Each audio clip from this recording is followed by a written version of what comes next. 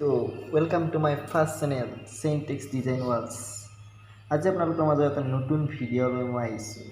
সেই ভিডিঅ'টো আজি আহকচোন এটা নতুন ডিজাইন শিকোঁ। আমি কেনেকুৱা ধৰণৰ ডিজাইন কৰিলে চিলিঙত ভাল লগা হয়। আজি মই আপোনালোকক কেনেকুৱা এটা ভিডিঅ' লৈ আহিছোঁ, চাই লওঁ কেনেকুৱা ডিজাইন হয়। আপোনালোকে ক'ব, কমেণ্ট কৰিব, জনাব।